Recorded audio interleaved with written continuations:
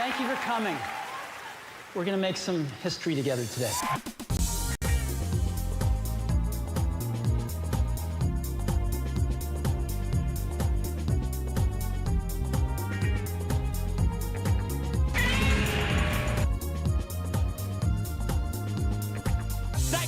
that clock going slowly? It is! Look at that. Ronnie Brown, untouched.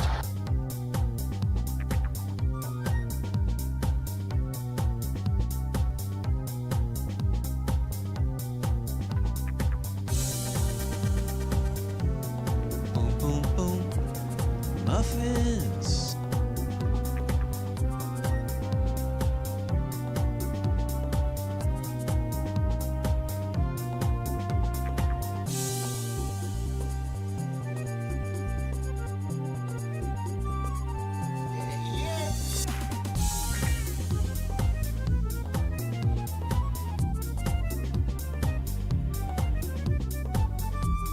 Attention parents and grandparents of young children. Are the Stanley Cup champions?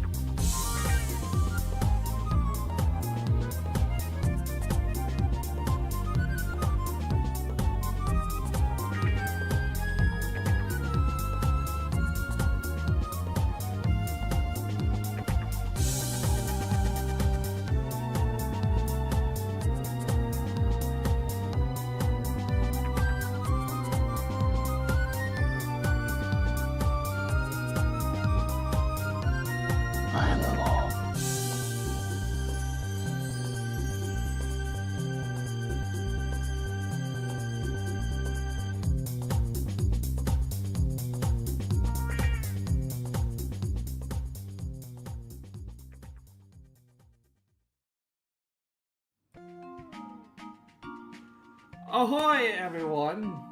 I'm your host, Sun Solaris. I'm here today with Noob, and welcome to another a special episode of Gaming in the Bush Obama Years. It's not, I say special, but this is nothing to do with like the special streams that we do, like every once in a while, like the one on Monday where I played Flight Simulator. I say special because I'm celebrating the fact that I now have 50 subscribers! 50 people were insane enough to press subscribe on my channel. What a world we live in. But to celebrate that, as you can see on the background, and on the thumbnail as well. By the way, dude, what do you think of the thumbnail today? Today I'm playing my favorite game of all time. I'm playing Metroid Prime for the GameCube. Noob, are you familiar with Metroid Prime?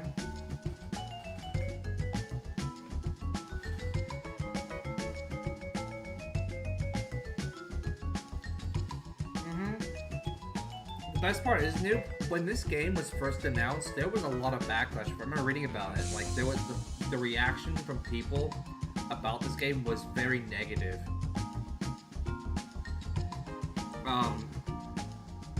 People were not happy with the idea that it's a Metroid first-person shooter. Oh, hang on. One second. Oh, there we go, yeah. Sorry. I had Discord open on a separate thing for a second and I realized, oh wait, it's not picking you up. Whoops. Sorry for I didn't take my meds. I've taken them now. But yes, you said you're familiar with Metroid Prime. Yeah, when this game came out, before it came out, there was two responses from people, and it was basically there was when it was first announced where people were not happy about it because it's like, oh, Nintendo are turning Metroid into a first-person shooter trying to cash in on Halo. And then when the game came out, everyone changed their tune real quickly. this game is fucking incredible. And people at the time were like, this game is incredible.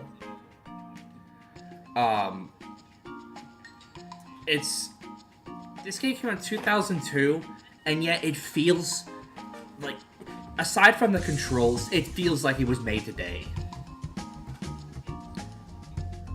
The controls were improved with the remaster that came out a couple years ago on the Switch, which I really I got as soon as it came out.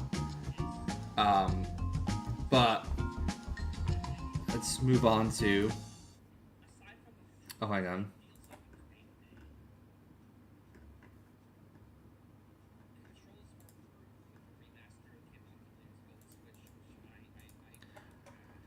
Forgot I had the things in the corner, the little images in the corner of the stream from when I played Flight Sim. So I turn on the game capture, look onto the game capture section in OBS, and I just see no more Fortnite dance.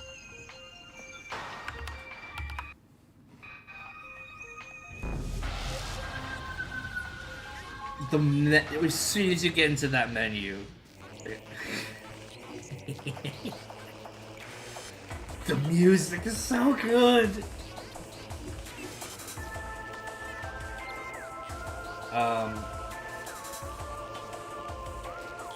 Let's start a second save. I did a test save last night just to see how it works.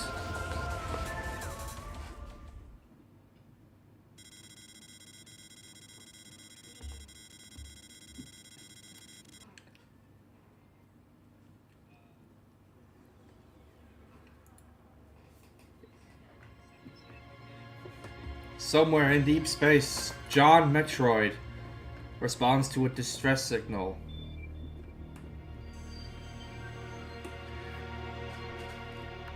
He is primed and ready.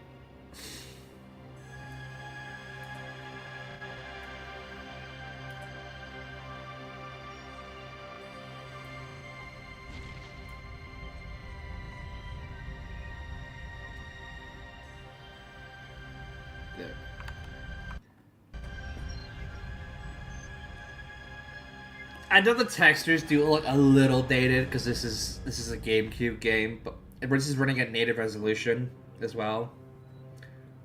Holy fuck, this game does still look. Doesn't this game look genuinely great? Mm-hmm.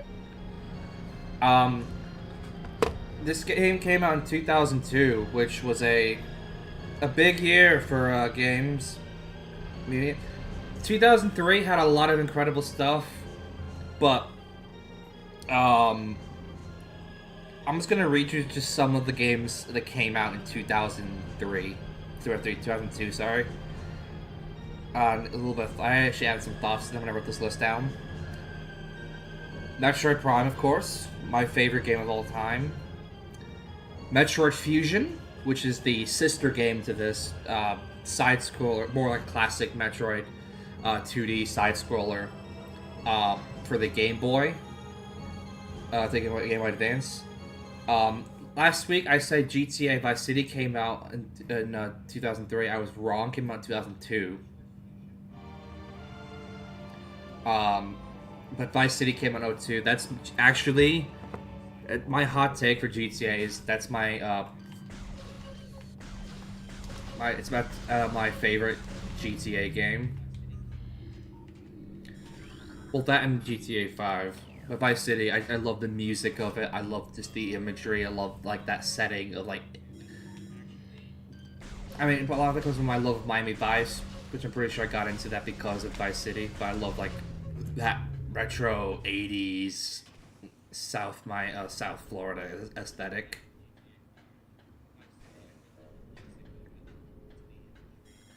Madden NFL 2003, which is one of the highest rated games on Metacritic. Could someone please explain why Madden 03 is like ranked as one of the best games of all time? Feel like sports ball. I mean that's true, but was Madden like was Madden 03 like a special one? Because normally Don't know. Because normally when people bring up like the greatest sports games of all, like football games, people usually bring up like ESPN and NFL 2K5, which I think it has the best football game, or Madden 08.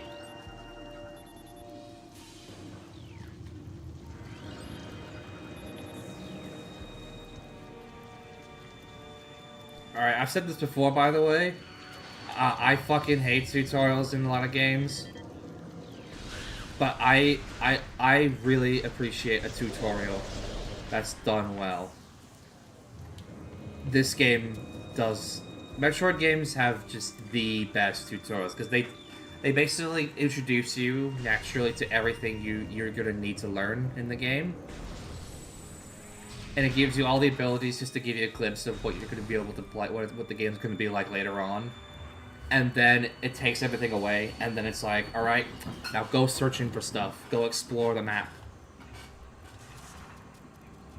Ball. Become ball. Metroid Spinball. Tony Hawk's Pro Skater 4 came out in 02. That's actually my favorite Pro Skater game, and probably my favorite Tony Hawk game. Oh, we got Cam Hearts in 2002? Yeah, I actually wrote here. I tried to be funny with my descriptions of them, and my Kingdom Hearts description was: one man wants to make a Disney RPG, and Square decides, what if we forced our crappy franchise into this Disney game? Referring to Final Fantasy. Kingdom Hearts is weird for me. I want to like Kingdom Hearts, especially since I know you and a lot of our mutual friends all love Kingdom Hearts. It's just and I enjoyed Kingdom Hearts 2 when I played it, but it's I can never I don't know. I feel like I'm missing something.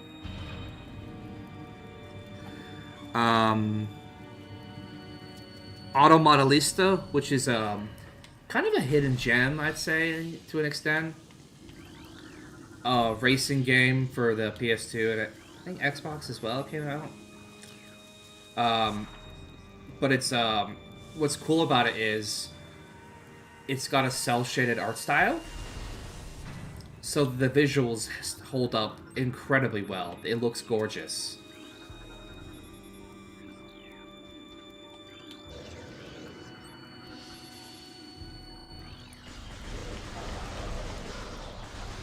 Die. Super Mario Sunshine.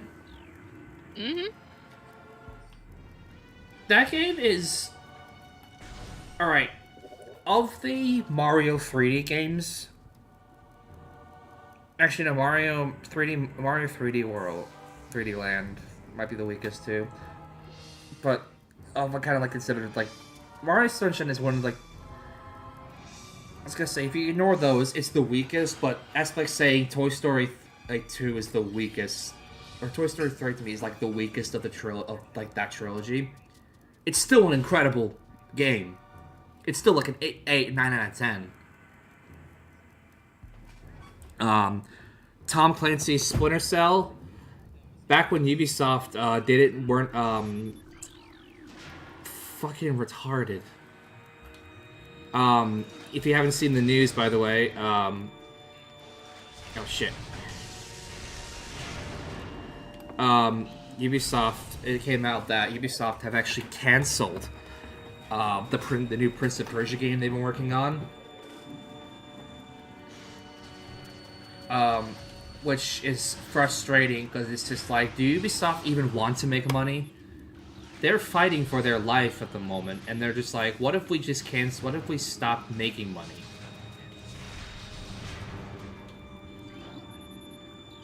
What if we just continue to waste money? Yeah. And it's frustrating. It's a genuine miracle that the new Splinter Cell game hasn't been canceled yet. What if we canceled Prince of Persia but we still put in the money and effort into making Avatar, a game that probably 5 people on Earth, and including James Cameron, were probably excited for. I have heard that game is actually good, though. What is surprising, though, is Beyond Good and Evil 2 isn't cancelled. Huh. That game has been in development for 17 years, and apparently is still in active development. And yet the last time we heard from that game was like a few years ago. I think it was like, what, 9 years ago? When Joseph Gordon-Levitt came out and saying, we want people to submit billboards for the game for free. And then they showed a trailer where a monkey says, fuck.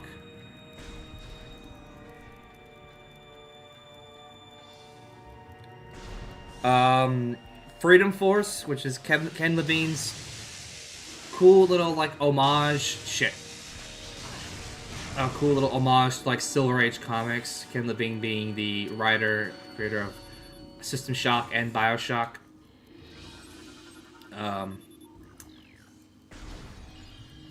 Medal of Honor Allied Assault, which is one of the... that came out on January 20th, and that was a good sign for the year, because that is one of the greatest FPS games ever made. Elder Scrolls 3 Morrowind. Bethesda basically took over the Elder Scrolls IP, and then proved that you can bring true RPG games to home consoles and also bring them into, like, shit. I'm now going back up. Without, like, the way that doesn't butcher them at all. Jedi Knight 2, Jedi Outcast. One of my favorite Star Wars games. After Kyle Katarn basically Control-Z'd his Force powers because he thought it was lame, becomes a mercenary for the New Republic, combining an FPS with third person shooter with a hack and slash.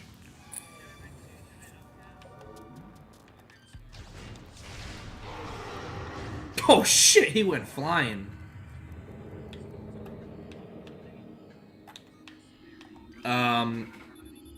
Animal Crossing. The original Animal Crossing came out in 02, Noob. I'm honestly not that big of an Animal Crossing fan. Really? Yeah, Lord, I have tried. I have genuinely tried to get myself into Animal Crossing. Like, one of, like, my best friends, IRL, had got me a copy of New Leaf for my birthday, and I tried to play and, like, throw myself into it, but I couldn't. I could not get into the appeal of it, and I feel so bad, too, because, like, I've seen people, like, pour hundreds or even thousands of hours into, like, the games. Hell, that same friend has, like, 2 different DSs, both with copies of the game that uses a trade between different accounts so he can, like, get more stuff. That's dedication. Yeah, that is absolute dedication. Like, but I think it's because I don't like management stuff. Sorry, you couldn't say me that, but I was like genuinely like fist pump in the air from excitement. Like, yeah, the Parasite Queen!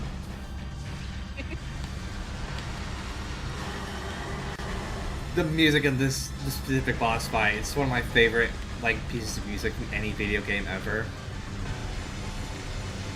But yeah, like, while I don't really enjoy Animal Crossing, I'm not gonna like dog into people who like enjoy it, because like I love seeing people enjoy playing games that they love.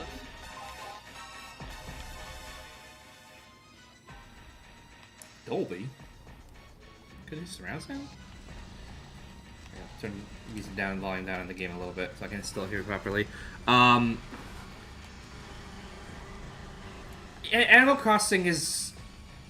When I started playing it, I found it a little hard to get used to because it's a game that you can't just, like, binge through. You have to really like play it over many days.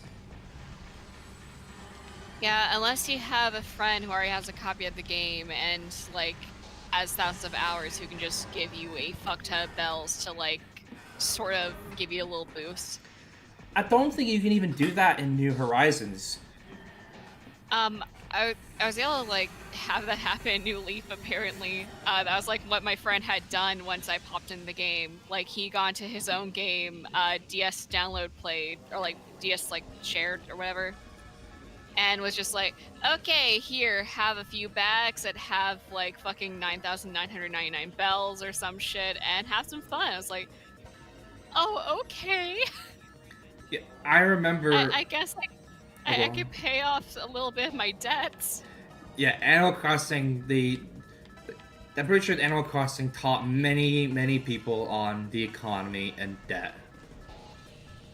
Yeah, and like And even loan with sharks. people who, yeah, even with people who have been like big fans of the series, they do also sell like their nitpicks as time has gone on. Like needing multiple menus to draw out like a certain amount of bells to pay off your debts, and having to go through multiple menus to do a simple task. Yeah, that is actually admittedly very quite annoying. The other thing as well is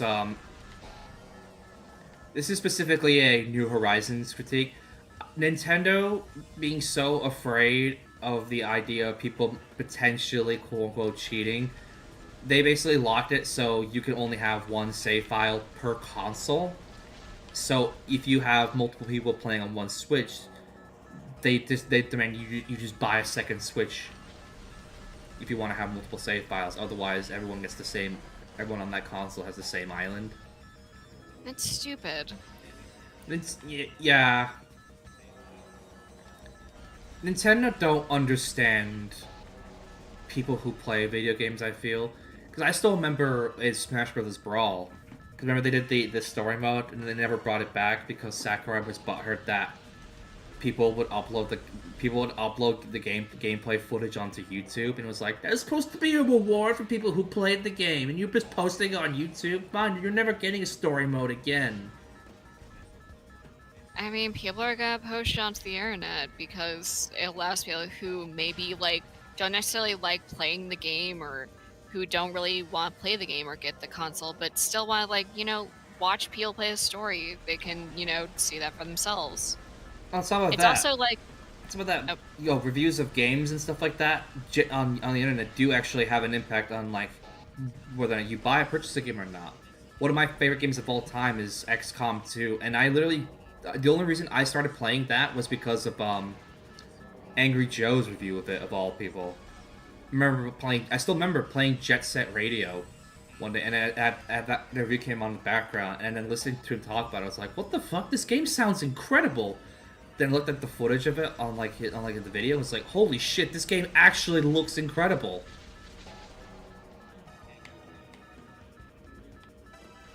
Nintendo are just weird. Yeah. But what's one cool thing Animal Crossing on the GameCube did that no other Animal Crossing title did was emulation.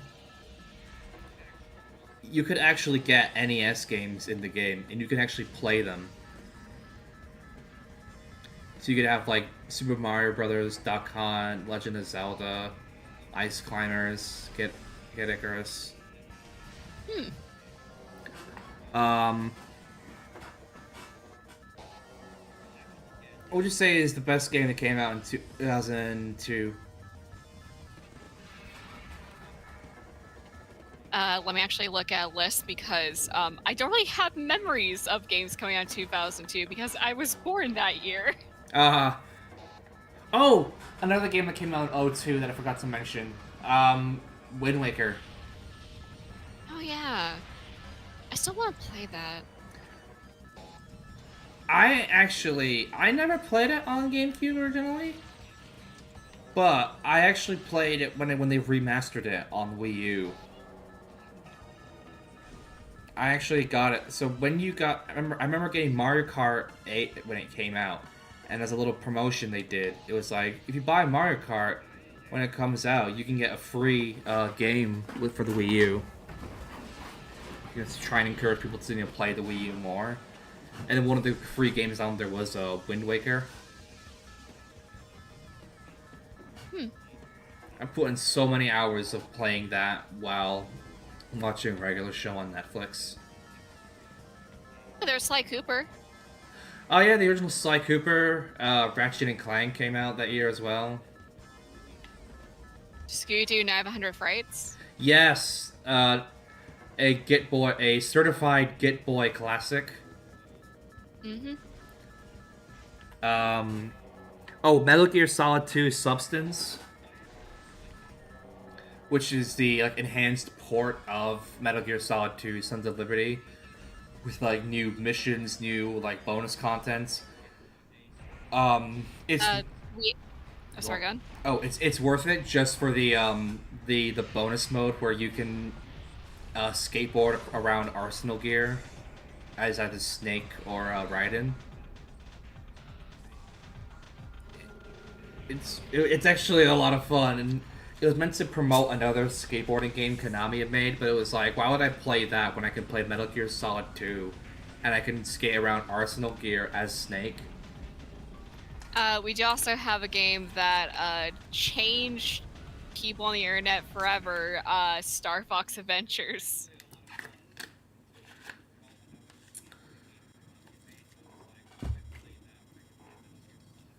When we look back at things that fur-pilled people,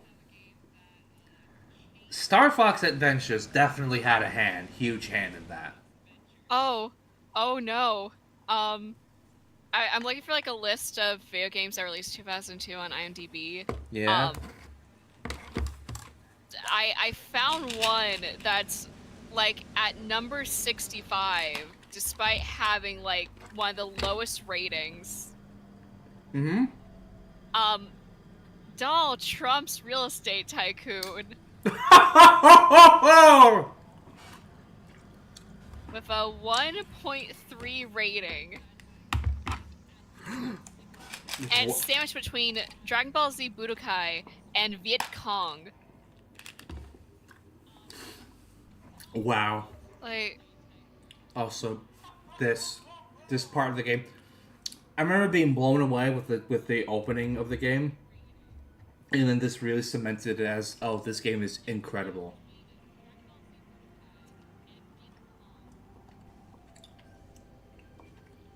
Look at the raindrops.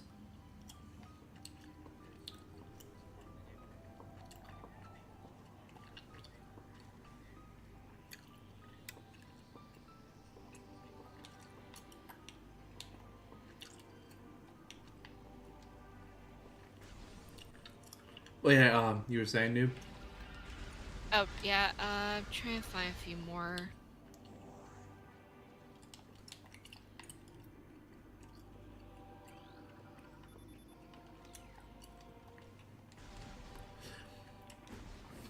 I do also have a list here of movies that came out in 2003 and shows that came out 2002 and shows that came out in 2002. It was quite a big year, actually. We had, in movies, we had Die Another Day, a film where Eon Films and MGM almost nearly killed the entire fucking Bond franchise. Oh shit, I got a couple more games that came out in 2002 that are fucking cult classics. Yeah? Pokemon Ruby and Sapphire. Ah, yes! Also, Mega Man Zero. Yes, Mega Man Zero is awesome. So is Pokemon Ruby and Sapphire. Or if you want something that's really interesting and a little bit Uncanny Valley, Magical Mirror starring Mickey Mouse. I actually haven't played that. But, speaking of Uncanny, a game that did came out in 2002, Eternal Darkness Sanity's Requiem. Oh yeah. Also, Phoenix Wright, Ace Attorney, Justice for All. Oh, yeah. I have that game downloaded for a DS. Ace Attorney games are so good. They are, even if they are kind of batshit insane sometimes. We also had in 2002 American Psycho 2: All American Girl, starring Mila Kunis in a role where where in the year since she says that she regrets that role. Also starring William Shatner. Possibly the most unnecessary sequel of all time. I don't know why it was made. Even Bret Easton Ellis, the author of the original book, was like, this film does not need to exist. We also got, for video games, one that I have played and is interesting. ATV Off-Road Fury 2. Oh. It's the... Sorry, go on. I think I may have played that.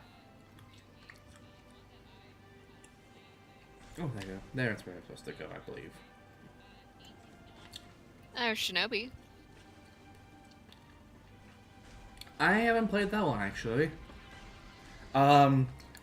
In movies, we also had 24-Hour Party People, starring Steve Coogan, Pizza K. A fantastic film about the Manchester music scene from like the 1976 to like the early 90s. It focuses on Tony Wilson, who owned Factory Records. It's a film that's eccentric, weird, postmodern, that is perfectly fitting with the subject it's based around.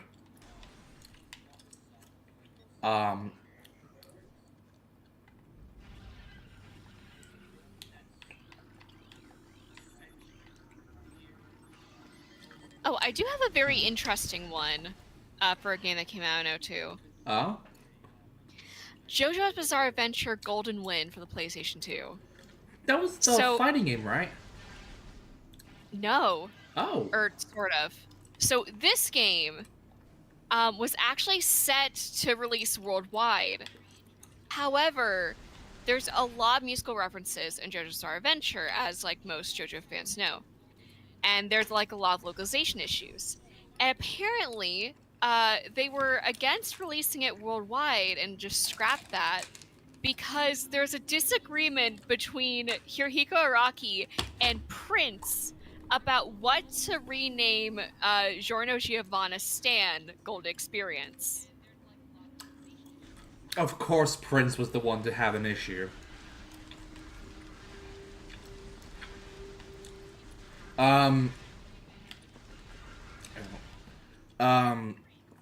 Prince was weird. Spider-Man came out. The first Sam Raimi Spider-Man film came out. A true watershed moment in comic book film adaptations. I say watershed moment as that film basically showed that we basically kickstarted the era of, you know, kind of a modern boom in comic book movie adaptations. While we did have Blade in like 97, Spider-Man 1 broke ground. Mainly just due to the fact that Sam Raimi himself was actually a big comic book fan as well. He's a huge fan of Spider-Man. You gotta scan so much shit in this game. Hell yeah. 28 Days Later, one of the greatest zombie films of all time, with a sequel actually coming out, I believe only just now, only just recently coming out. 28 years later, The Bone Temple. That film, the Bone Temple, makes me laugh because of what we're seeing in America. In the first 28 years later, there's a gang of people that dress up as Jimmy Savile. So now we're seeing people, specifically people, Americans, showing up to screenings of 28 Years Later, The Bone Temple, dressed up as Jimmy Savile, not knowing what makes that so shocking and potentially very offensive. For those who don't know, Jimmy Savile was probably the most notorious pedophile in British history.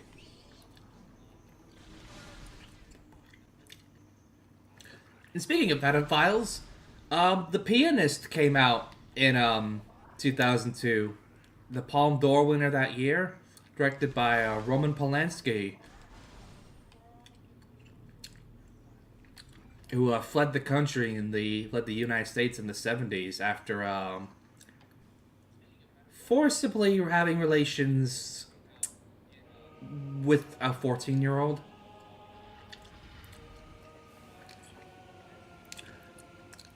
Equilibrium. In a lighter note, Equilibrium came out. A Christian Bale film.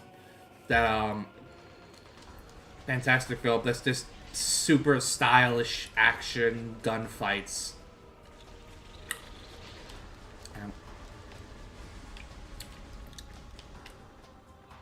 It's just an awesome eye candy film.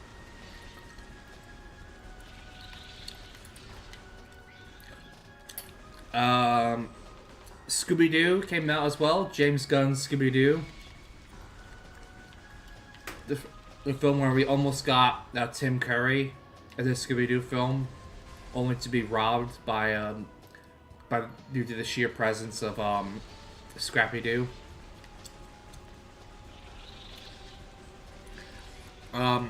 Star Wars Episode 2: Attack of the Clones, the objectively worst Star Wars film. I shit on the sequel trilogy as much as the next guy, but anyone who tries to defend Attack of the Clones, I just look at them going, what fucking movie did you watch? Did you watch like a fandom or something?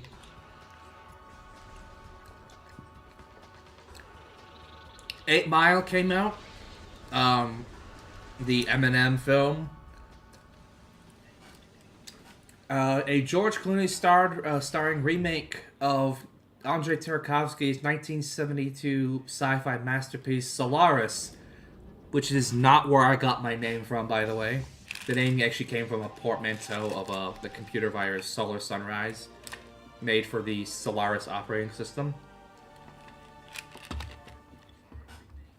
One of my favorite films ever, adaptation. Directed by Spike Jonze, written by Charlie Kaufman, and starring Nicolas Cage. That came out that year with Nicolas Cage being nominated for Best Actor and surprisingly being not winning. It went to Adrian Brody that year for The Pianist. Also, we have 3 classic animated films coming out in 2002. We had Spirited Away. Yep. Lilo and Stitch, the good one. Mm-hmm. And Treasure Planet. I fucking love all 3 of those, honestly. Treasure Planet is such a fucking great movie. Like, dude, every time I watch Lilo and Stitch, I just can't help but, like, start tearing up. Yeah. Yep. Actually, like, grew up watching Lilo and Stitch the animated series for the longest time, too. The anime series was really good. Mm-hmm. Here are some shows that came out in 2002, by the way. The reboot of Top Gear on BBC, which probably one of the most important shows in history when it comes to car culture and everything. It was a cultural like landmark. Like, that show was so huge, especially at its peak.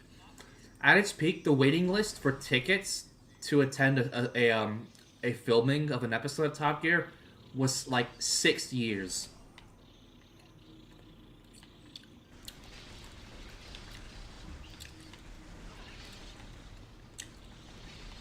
The Wire, which is probably the most accurate depiction of Baltimore I have ever seen in a piece of media. A detective show starring Sir Idris Elba, starring Sexy Knuckles himself. The Adventures of Jimmy Neutron Boy Genius. Let's get that. Another classic animated show. Ghost in the Shell Standalone Complex, one of my favorite shows of all time, actually. I love Standalone Complex.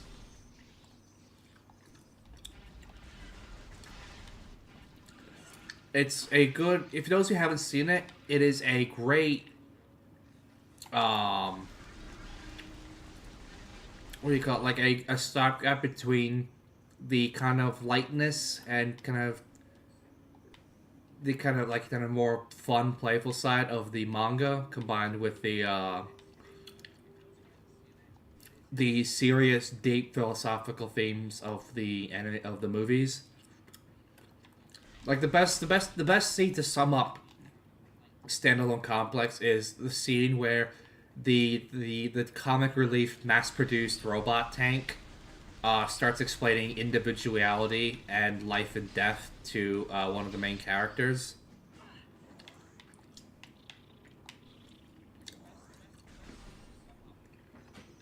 And we also had The Shield, one of the best cop dramas of all time, a unflinching and brutal show starring Michael Chiklis. You can tell the show was accurate because after the first episode aired, the LAPD came with a statement saying, basically with a very, very bitter sounding statement of, the show was inaccurate. This is not at all what we're like. We promise we're not like this at all. Even though actually a lot of the show was heavily inspired by stories of the LAPD.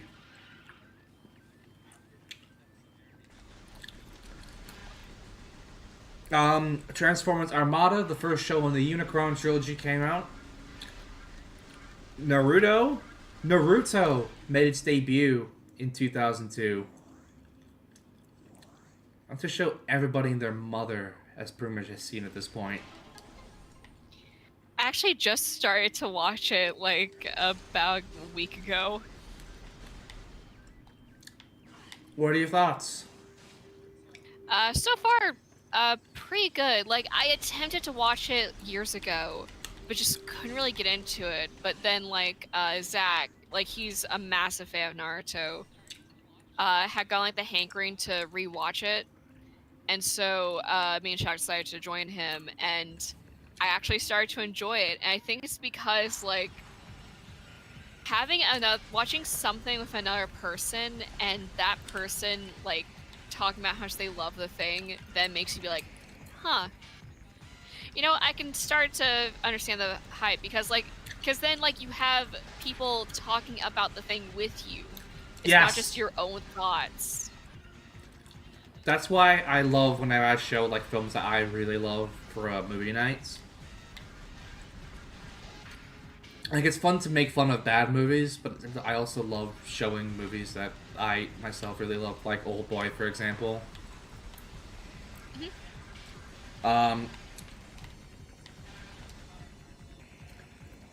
Kim Possible was 2002 as well. Yes! Fucking love Kim Possible so much. It's a classic. Also, The Following did not come out in 2002, but I had to bring up the stuff Adult Swim started premiering in 2002 as well. It continued the trend of bringing neglected shows, anime, and unique original content to mainstream audiences with premieres such as Mobile Suit Gundam 0083, Stardust Memories, Yu Yu Hakusho, which is considered one of the classic kind of Adult Swim anime, Baby Blues, Pilot Candidate, Mission Hill, and one of the classic Adult Swim shows, one of my favorite Adult Swim animes, Inuyasha. Yes. Dude, like I would wake up super early in the morning just so I could catch episodes of Inuyasha. That was like my first anime. Granted, I definitely watched it a lot younger than I should have. Like I started watching when I was like 4 years old. Yeah, that's there's a reason Inuyasha aired on Adult Swim. Alright. That guy's dead.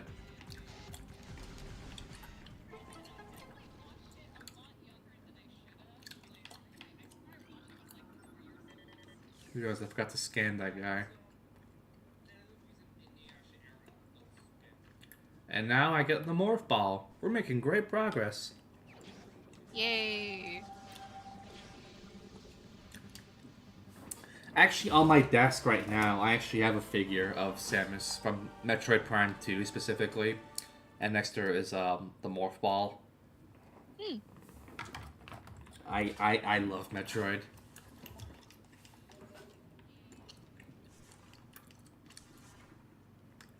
Look,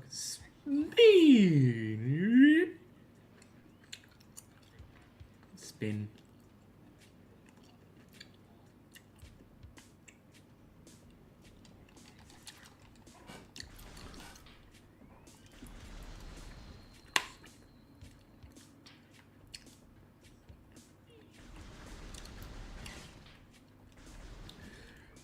You can tell I played this game a number of times because I'm just going through everything like it's like second nature.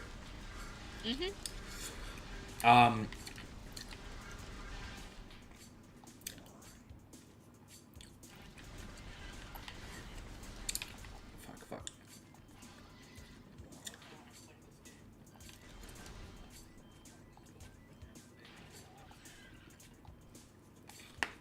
It's kind of a good thing.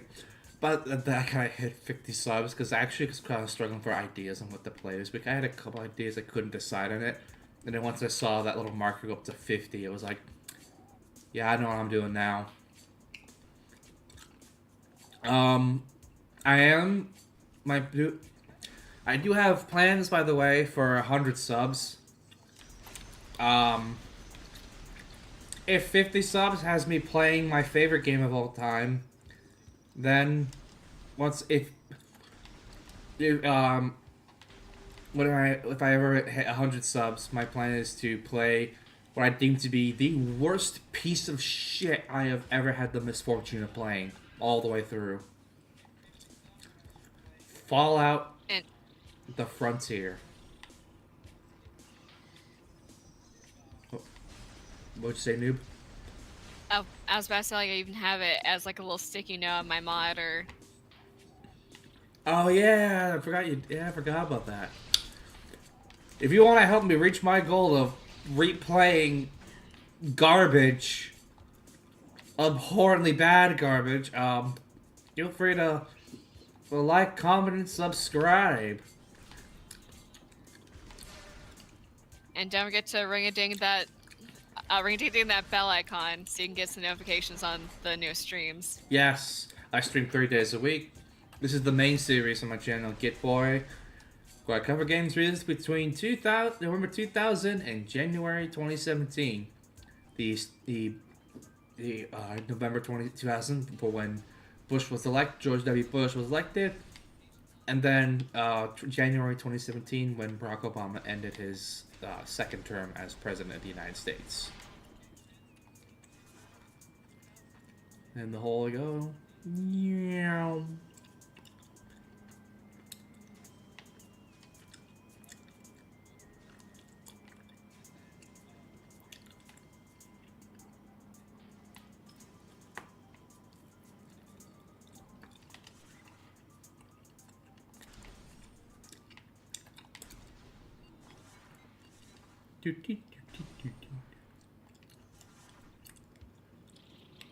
And no.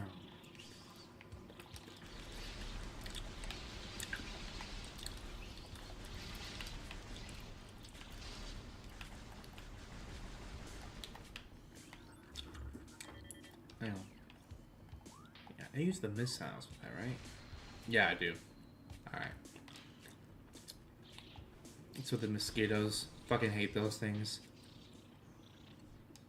Oh yeah, no, I've always had trouble with bugs that, leave bites.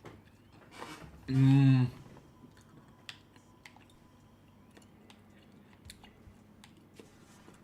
I forgot I need the morph ball for that. And here we go.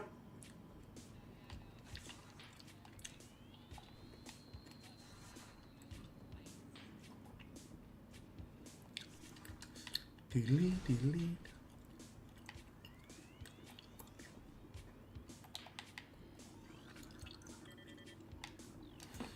Have you actually played a Metroid game before? I don't think I have. I know that they have it in like the Nintendo Switch Online like emulators. Yeah, they have. I think they have all of them. Pretty much most of them. Like they have the original Super Metroid. I believe they have Metro. Yeah, they have Metroid Fusion. I think they have Metroid 2 for the Game Boy one. And I believe. Do they have Metroid Prime on the GameCube emulation? The GameCube for NSO? Not yet, I don't think. That's surprising. Granted, I could also see why they wouldn't do that, because it would potentially cannibalize on sales of the remaster. Yeah. Although, is Wind Waker on there? Yes. Ah. Oh, actually, no, they didn't port Wind Waker remastered. Wind Waker Nope. HD, no.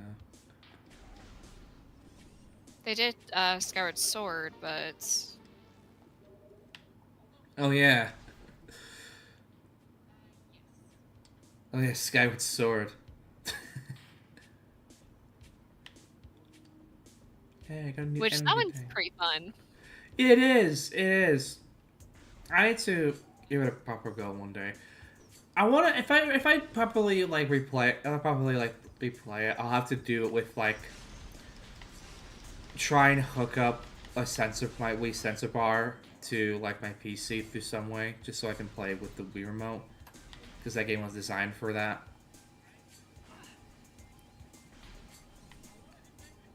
They do have bug controls on the remaster as well. Oh, do they?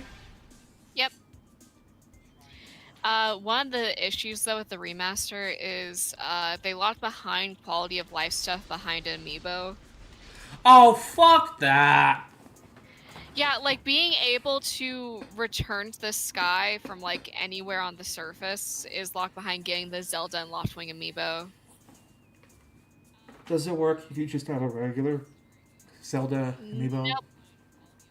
Nope. Zelda and Loftwing. That's bullshit. Yeah.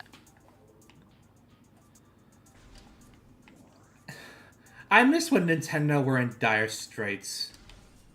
Because they seem to do a lot more pro-consumer shit. We need to convince people to stop buying Switch 2s in order for Nintendo to, you know... Granted, though, I say that, but then looking back at that period, like the Wii U period, it's like... We also didn't get an Animal Crossing game on the Wii U, a proper one. We just got the party game with trading cards. Yep. We had Chibi Robo, Ziplash. This game blows. We had the shitty Mario Tennis game. Oh yeah. We had Platinum Games somehow shitting the bed with Star Fox Zero. Which that was a huge fucking letdown, especially as someone who fucking loves Star Fox. Speaking of which, I need to look up why the fuck. I keep forgetting to say I'm going to look it up, and I never end up doing it. It's specifically what the hell? Why was Star Fox not called Star Fox in Europe until like Adventures? I think it's because like there was another company or brand or something that already had the Star Fox name. Because it might be that, because off the top of my head, the only thing I could think of was in Marvel, there's actually a character called Star Fox. It's actually one of the Eternals. He actually appears in the Eternals movie. He is like appears at like the very end of the movie, played by Harry Styles.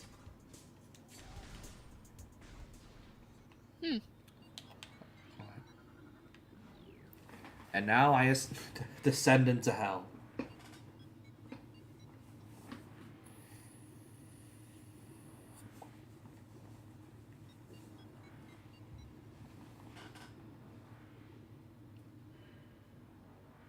If I correctly did, I can't explore the Magmar Caverns much. Why can't I?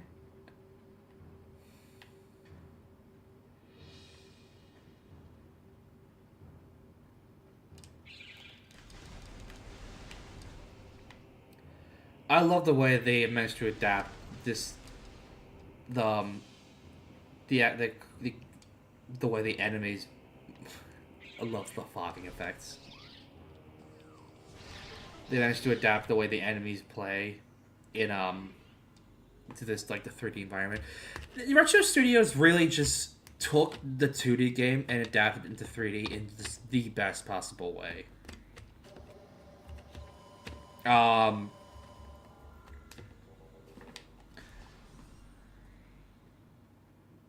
Fun fact, a lot of people don't realize this, but like Retro Studio was actually founded by, I believe, like some of the executives of Rare. Huh. Basically, what happened was after Microsoft bought Rare, they were like, I don't want to work with Microsoft. I want to stick with Nintendo. I like Nintendo. We like Nintendo. So they just stuck with yeah, I can't go through here. So basically, they left Rare and started Retro Studios, and were like, "Hey, Nintendo, can we work with you? Can you like buy us, please?" And that's how Retro Studios was formed. I still need to play Metroid Prime 4. Although the thing is, though, I can never. The problem with gaming discourse nowadays is it's kind of hard to tell if a game is actually good or bad, because like I hear people complaining about Metroid Prime 4, but it's like, are people complaining about it because it's bad, or are people complaining because gamers are often the most entitled groups of people?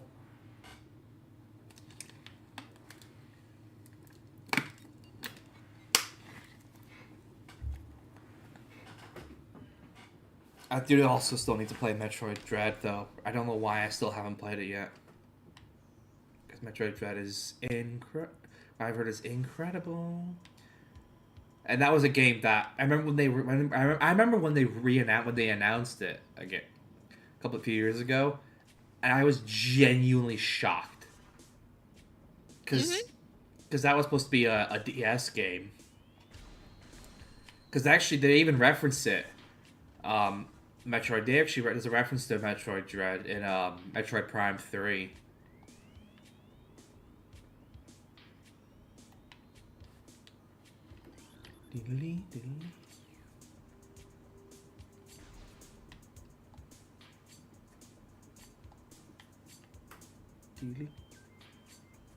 Liberty, liberty, liberty, liberty.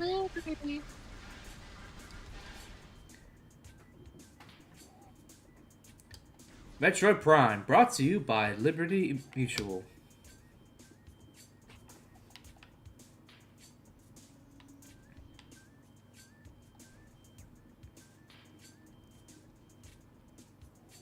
I've played this game so many times, and yet after I got the Morph Ball, I'm often like, alright, what the fuck do I do now again? The old Metroid experience of, where the fuck do I go?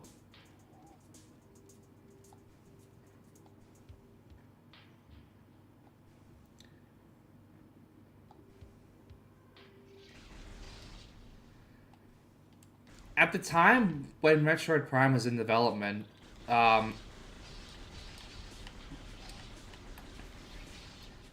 what's it called?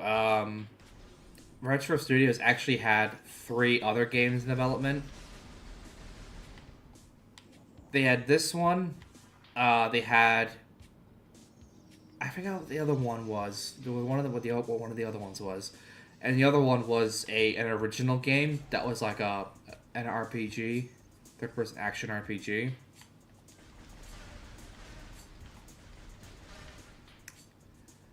And then basically, yeah,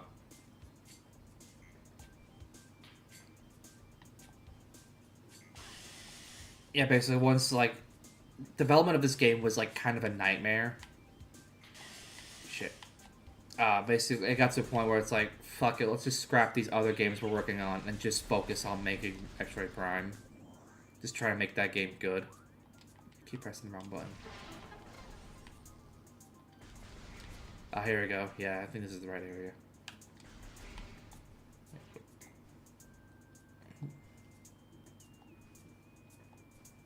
I climbed the great Deku tree.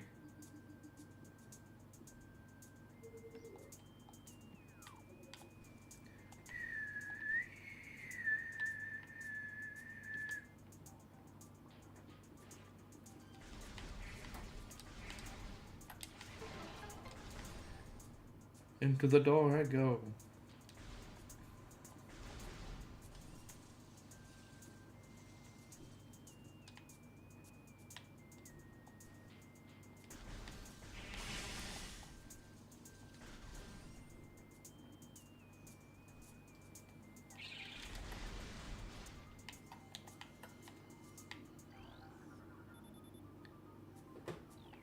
That which fouls the waters seeks the sun.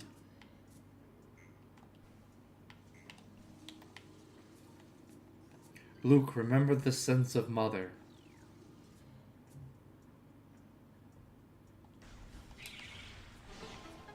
Hell yeah. Opening the door and destroying all those flying things at the same time. Fuck!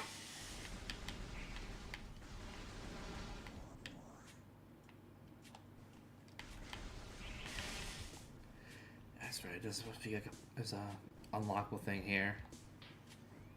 I can't remember which one it is.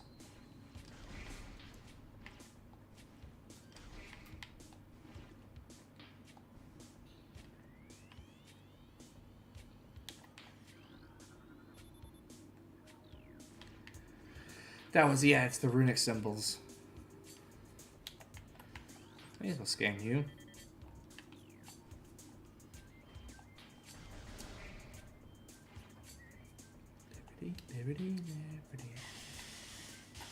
Nope.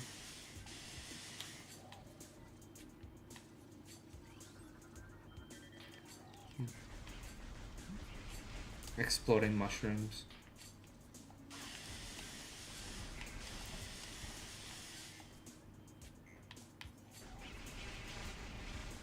Yeah, that reminds me. I ended up watching through Parasynicle's video about Darkwood. Ooh, how was it? It was very nice. That's cool.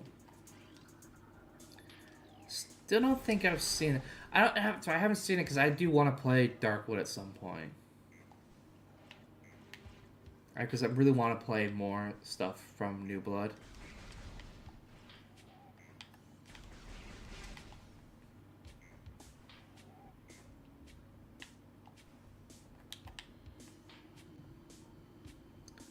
I remember where the last runic symbol there was.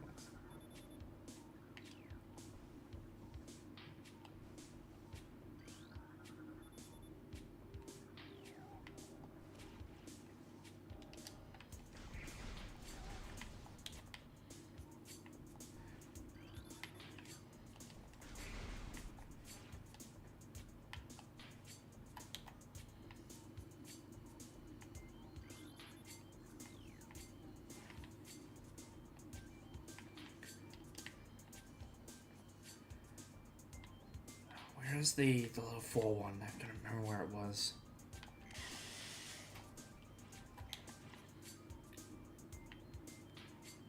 Because I have 3 of like the runic symbols.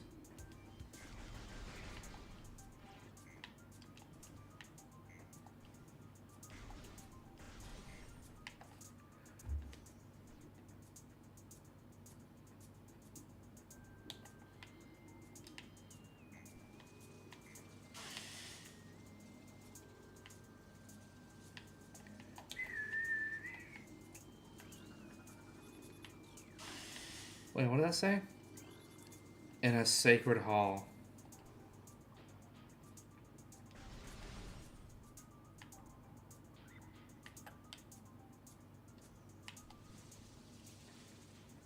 Jump over the mushrooms. Fuck! Fuck! Thought I could try and jump over them.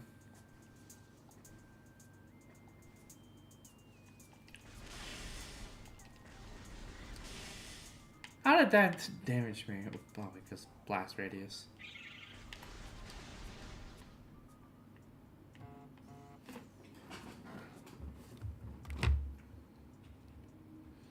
Oh shit! Oh yeah, it's the Xbox Showcase thing today. Oh yeah, I completely forgot about that. Yeah. Oswald, could you look up what the things were? What they've shown off so far? Yeah, hold on. Maybe they'll show off something to make up for the fact they canceled both fucking Contraband and Perfect Dark, which I'm still pissed off about.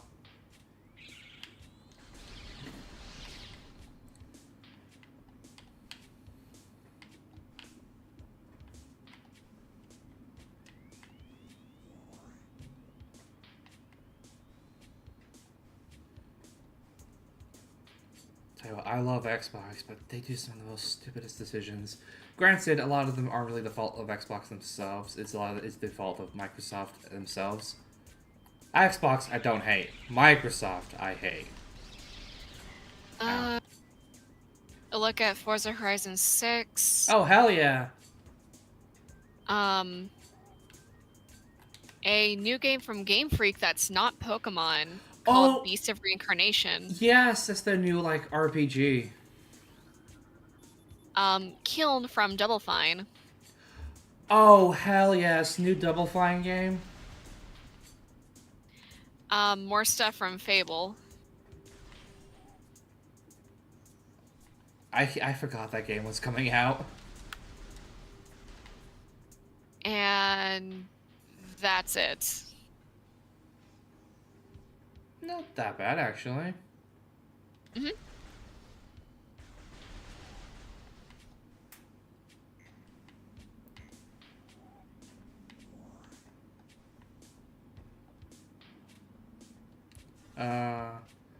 Definitely have to look at Forza Horizon 6, because I'm actually really curious about that, even though...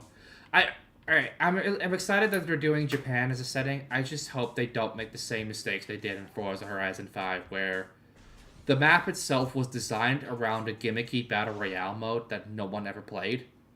On top of that, the writing of the game was basically, wow, you're the most amazing pro driver who ever lived. Here, we'll start the game with like a car that's like $200,000.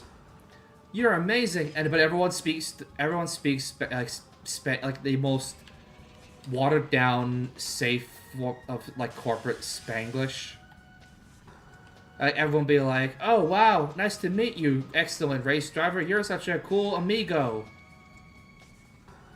It's like Dora the Explorer was better written.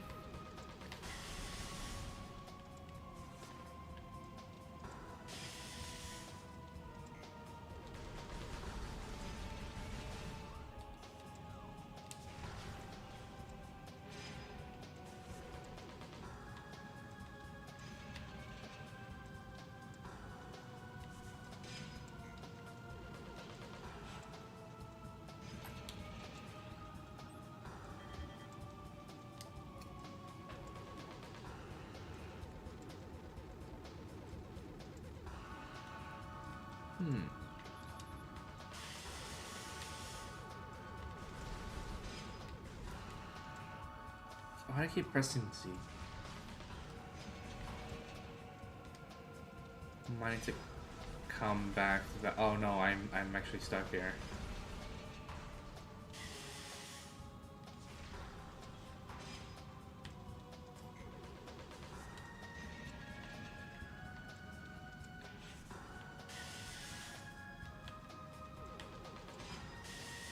Ow.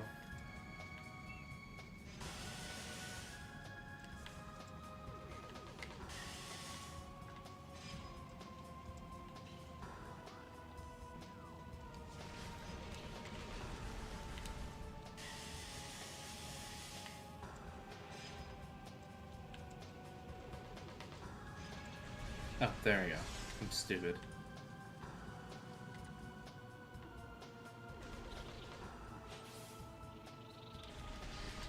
Fuck off, mosquito.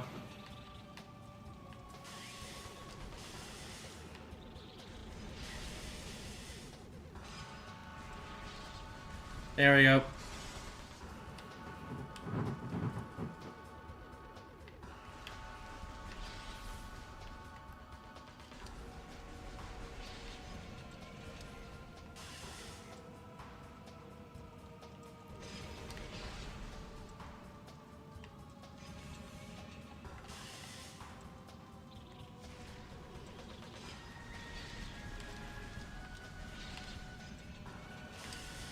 Come on. There we go.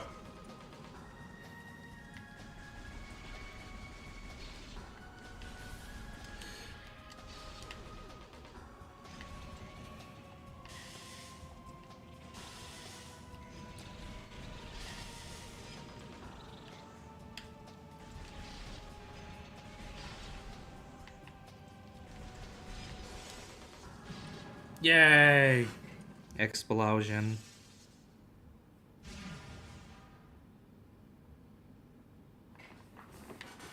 And then this is the... Yes! This we got the Morph Ball Bomb. Nice. Throwing bombs!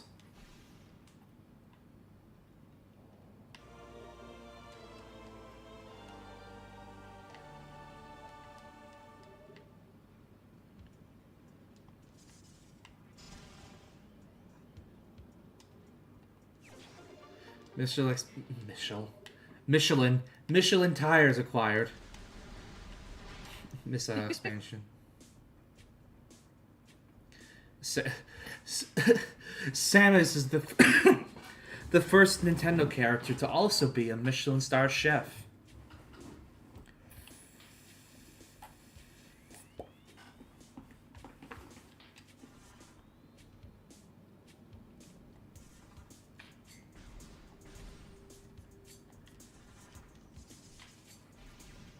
There we go. Italy.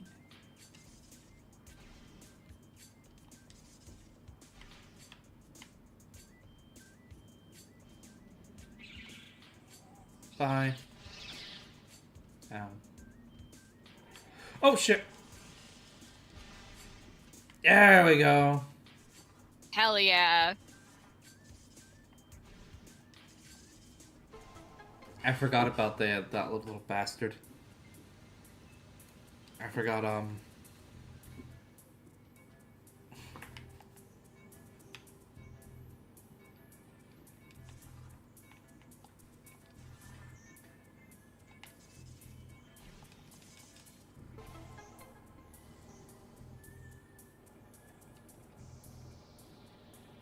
elevators.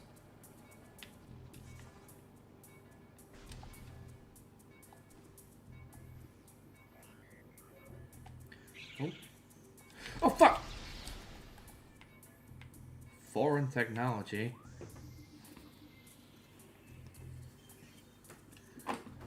Oh! That's the ice section. They are just north.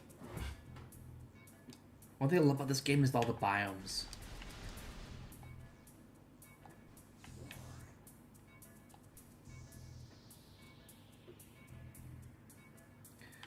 And you know what though? For a game that has tank controls, the tank controls feel way, like, so good.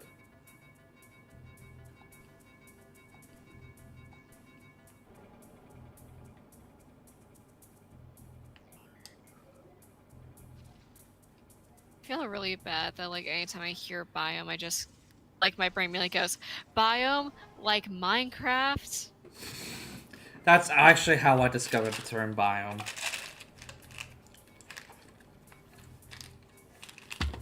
This is actually my favorite. This is my favorite Minecraft spin. This is my favorite Minecraft spin-off game, actually. Like, fucking, I will admit, knowing about biomes in Minecraft actually helped me whenever I eventually had to do stuff about them in school. Like, there's a lot of things where, like, looking back, I'm just like, man, I was very cringe about discovering these things at the beginning, but man, did they help me in school. Like, Minecraft, Hitalia, like...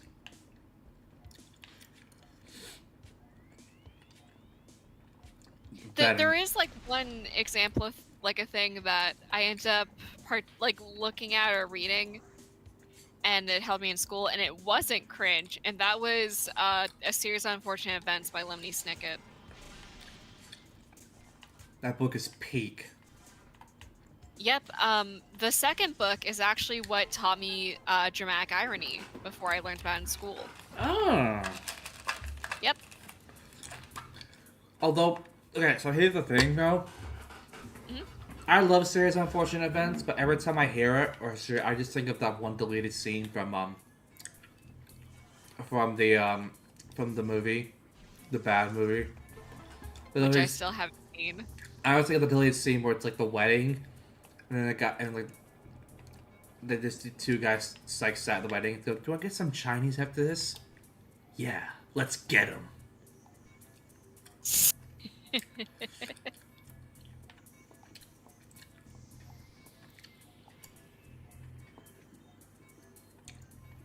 Well, thankfully that's nowhere in the book. They should have. Lemony Snicket should have written that into the. Also, by the way, if you do watch the movie, I cannot stress enough. You really should watch it with the commentary, where it's the director of the movie and Lemony Snicket, basically just making fun of the movie the entire time, and the director constantly apologizing to Lemony Snicket, like, I'm so sorry that this film sucks so bad. And they're just both making fun of the movie. Damn. It's genuinely, like, actually hilarious.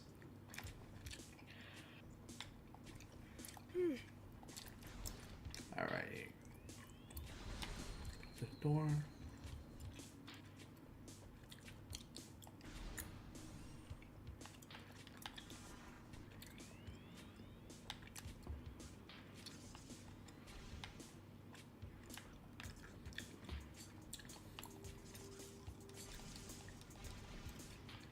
Alright.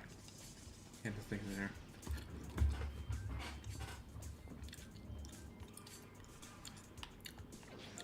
Energy tank acquired.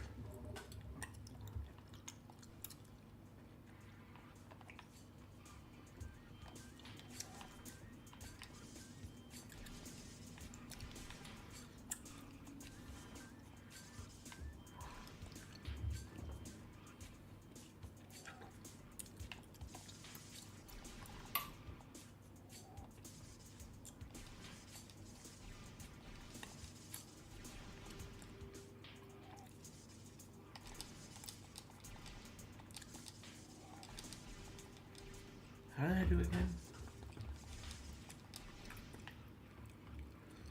A lot of Metroid at its core is just putting balls into holes. Which hole does the morph ball go into? That's right. It goes to the square hole.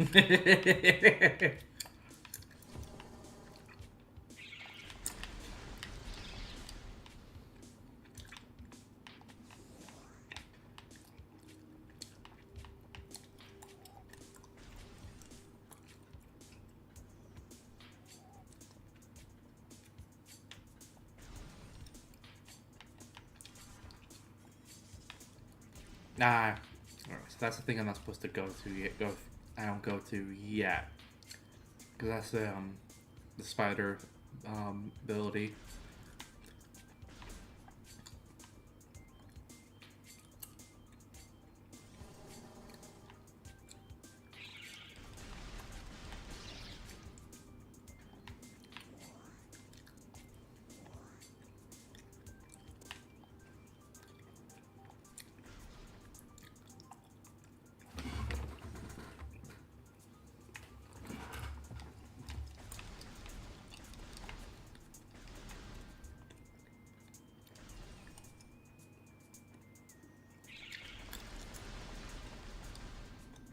Oh,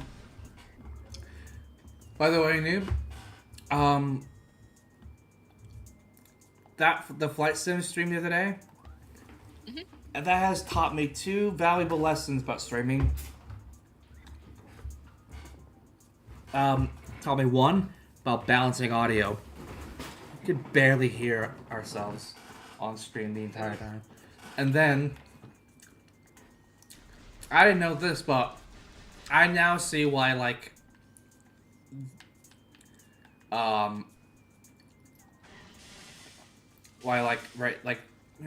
for example, when IMSA streamed the Rolex 24 Daytona, which is this weekend, by the way, first major race of the year, and I'm so fucking excited.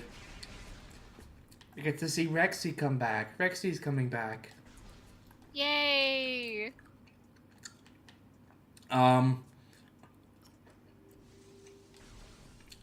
But on top of that, though, turns out that basically once your stream goes past 12 hours, YouTube just is like, all right, we're just gonna crop it out automatically, whatever, anything after 12 hours. So basically, you don't actually get to see me land the fucking plane in the VOD. Man. Which is very annoying. There's the fucking thing.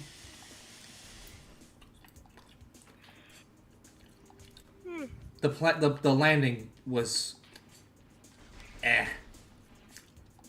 Landing has always been one of my big struggles when it comes to flying. Oh no, fuck!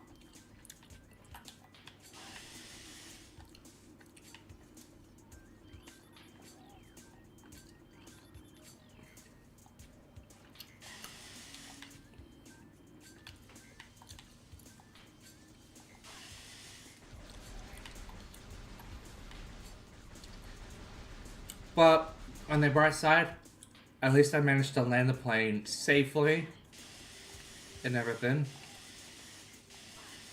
It's good at least. It was a pain, though. By the way, so I also think I may have fucked up the flight plan somewhat. By flying at 26,000 feet rather than 30,000 feet, I unknowingly essentially doubled the flight time.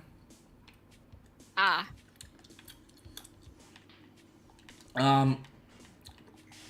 So basically what I just had to do was, alright, I am just gonna say fuck it and just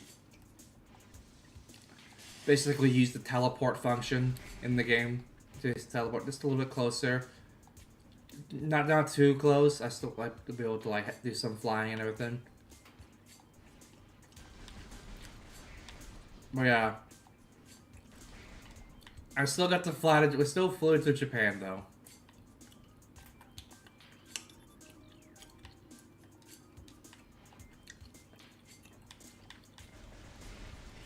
At least there's that. Yay!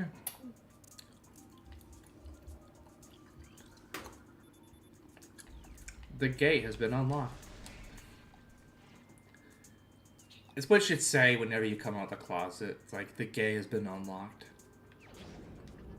Yeah.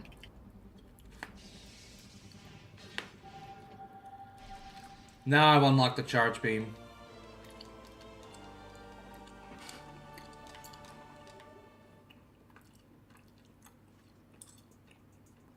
Eyes.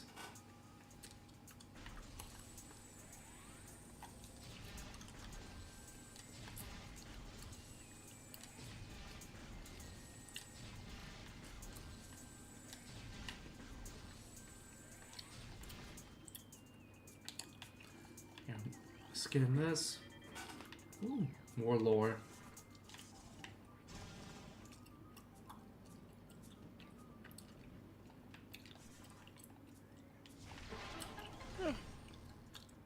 Into the room.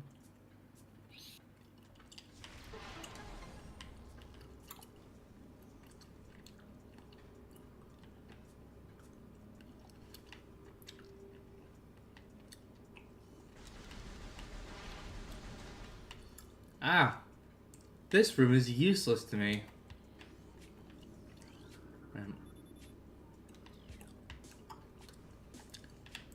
This requires the spider thing.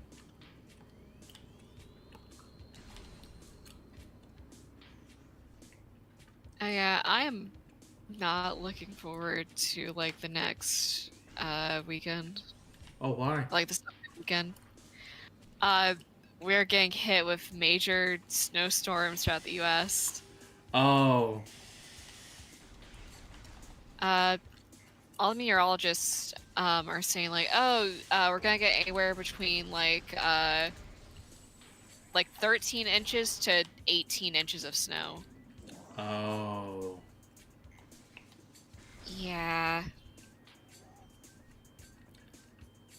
At least you'll get snow, like, when it settles. The storm part isn't fun.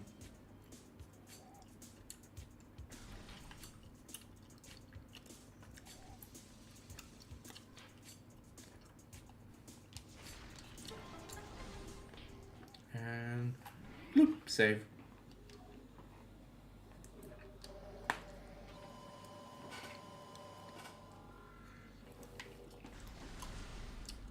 Yeah, that's probably why I won't really be able to join up on stream tomorrow because I'm gonna be with my mom getting stuff to prepare. Oh, it works out well because there actually isn't a stream tomorrow. Oh, really? Yeah.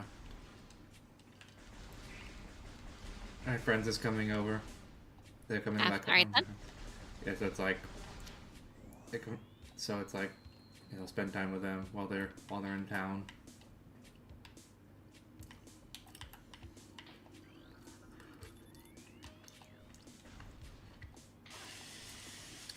So yeah, there will not be a Friday playthrough series episode this week. However, next week it should be back to normal.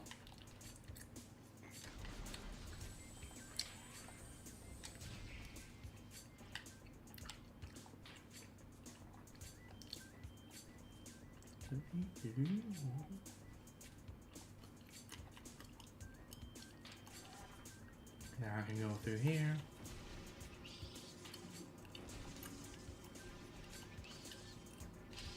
Oh, timed the bomb.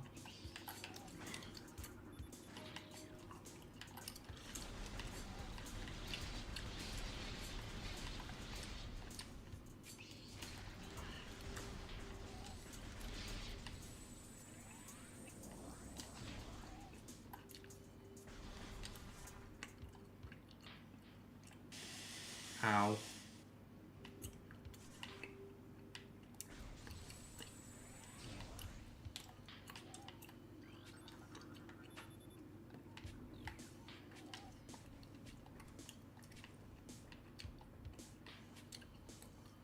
Oh, here we go.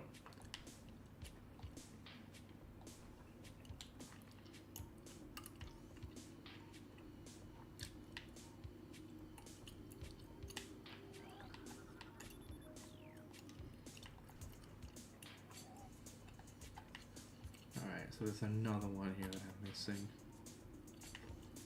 Another one of these rooms.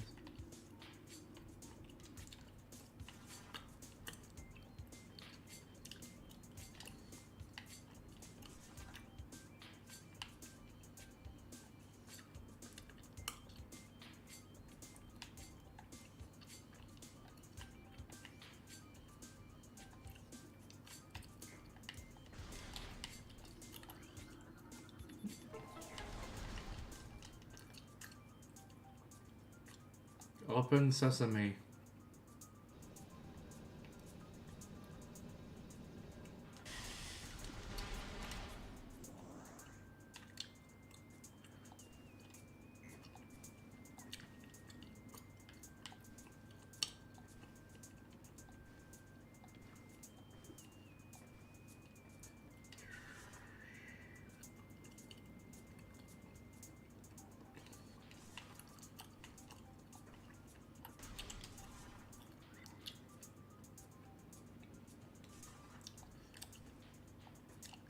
Yep.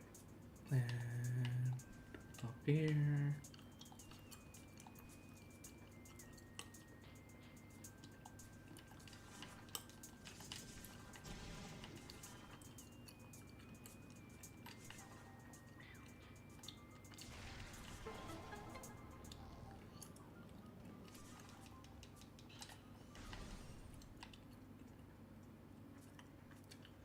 Through the double doors! Away!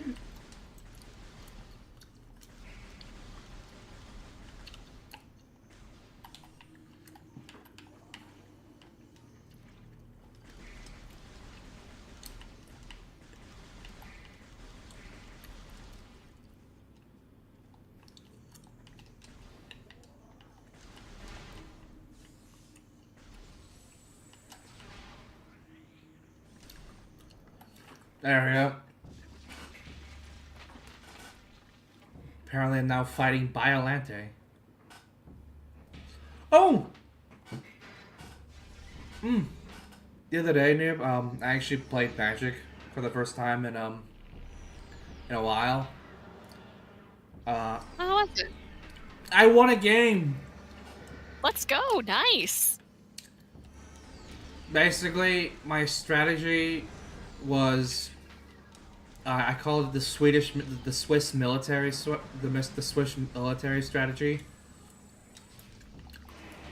where basically it was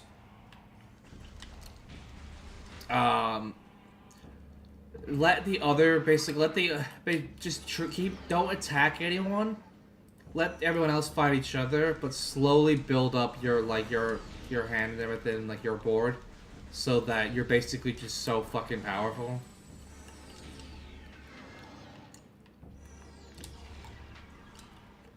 To the point where like people are like gonna be afraid to like go up against you.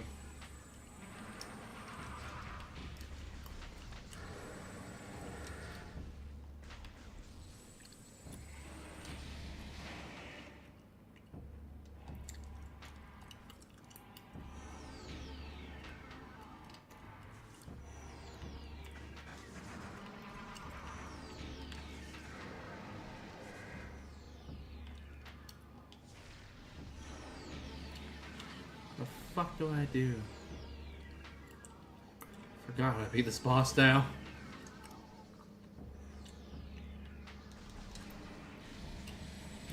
Ah.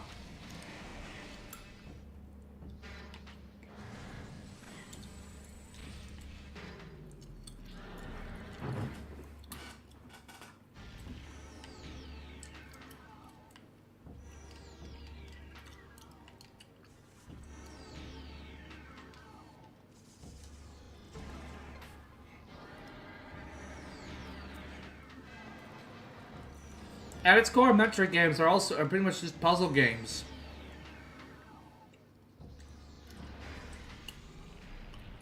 I do love puzzles. I love these Metroid games, Timmy. They're a bit like puzzle games. Professor, please stop calling me Timmy. My name's Lou, Professor. I don't care what your name is. I'm more interested in the puzzles left in this Metroid video game. Nope.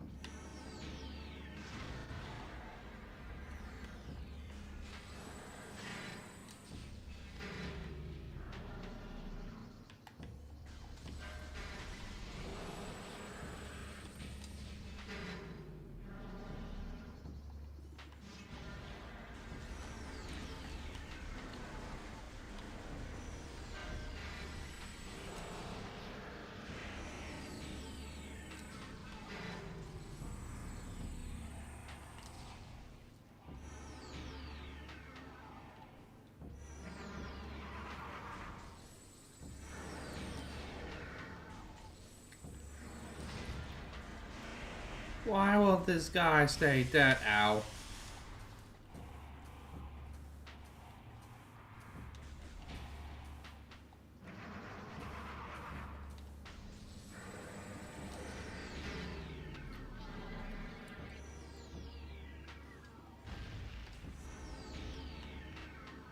And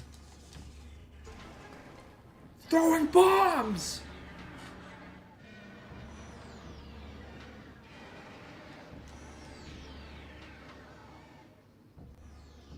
Even plants get erectile dysfunction.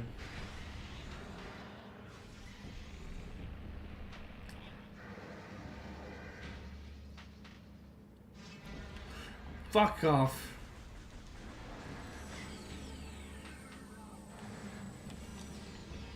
Thank you.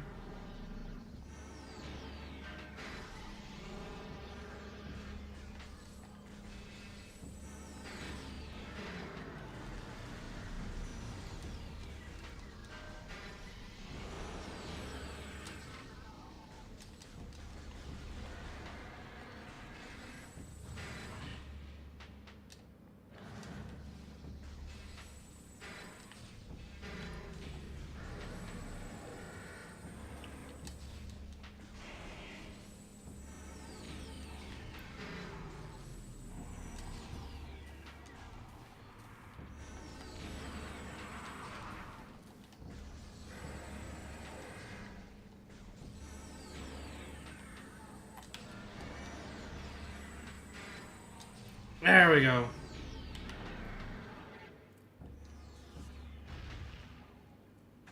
Ow. Dickhead.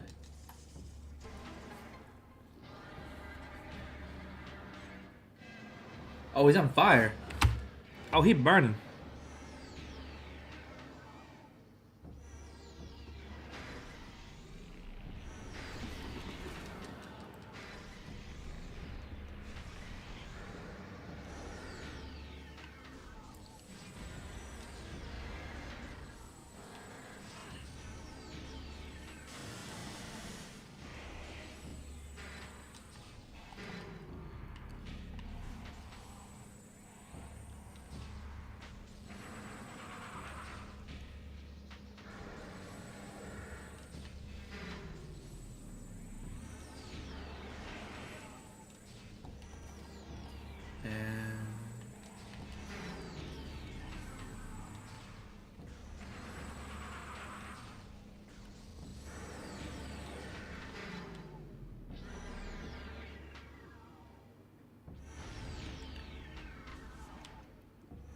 And then back into the...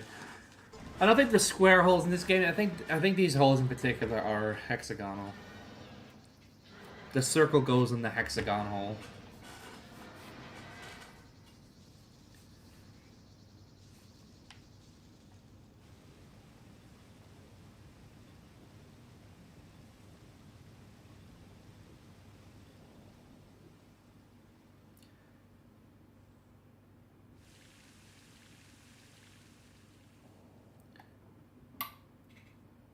Wow, the new little Shop of Horrors reboot is taking a unique turn, and just the powers. This is where I upgrade the suit. Yes.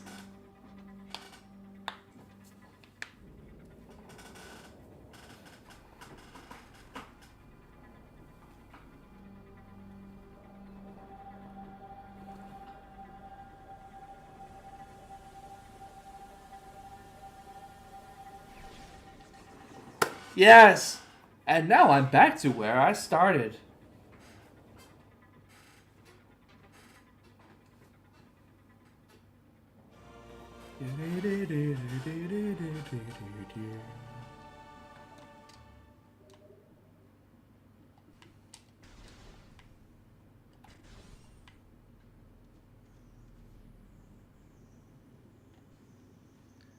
And now Samus can go underwater.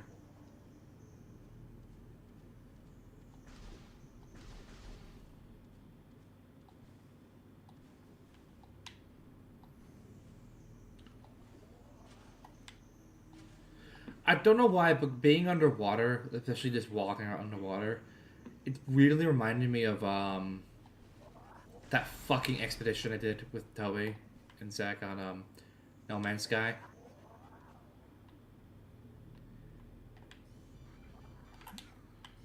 By the way, that expedition was not as fun as other as like you would think they would be. Like you get really cool shit with it, but they take fucking many hours.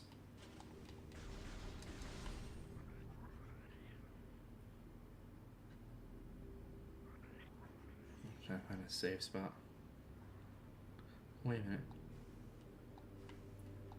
Oh, there's more. But wait, there's more.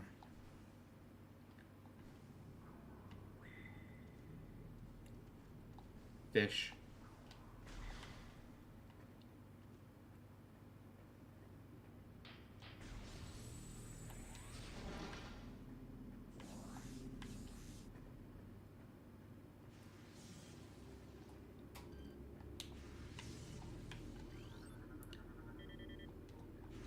What Kirby game did this thing just come from?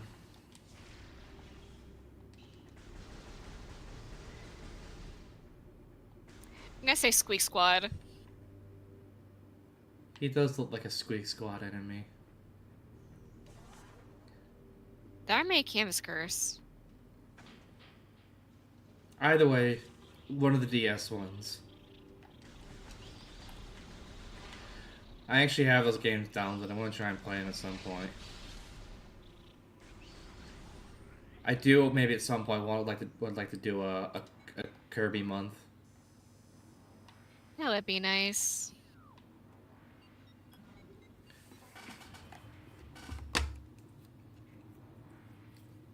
Alright. Head down into the depths of hell. And I'll save, and then I'll call it a stream. That was This has been Metroid Prime. If you think this game is just as amazing as I think it is, algorithm shit. But no, yeah, this game is fucking incredible. I just absolutely adore it. I also recommend the sequels as well, Metroid Prime 2 and 3. 3 was cool because it had like motion. It actually did motion controls really well, like Wii motion controls. And then Metroid Prime 2, that game is fucking hard. That is such a balls difficult game. Like I'm surprised people don't talk about that as much when people talk about like difficult video games. Because Metroid Prime 2 is just a very difficult game. But if you enjoyed me playing Metroid Prime today, feel free to leave a like, maybe comment, maybe subscribe. And if you subscribe, ring that bell for notifications. I stream 3 days a week. Mondays is the Monday stream where pretty much anything goes. Thursdays is my main series, Get Boy, Gaming in the Bush Obama Years, where I play through a game released between November 2000 and January 2017. And Fridays is the Friday playthrough series, where I start a game one week and then each week I chip away at that game until I beat the main story. The current game I'm playing for that series is Rockstar's incredible masterpiece of open world gaming, that is Red Dead Redemption 2. I've been your host, Solaris. I've been here with Noob. Hey. Until next time, take care, brush your hair. Goodbye.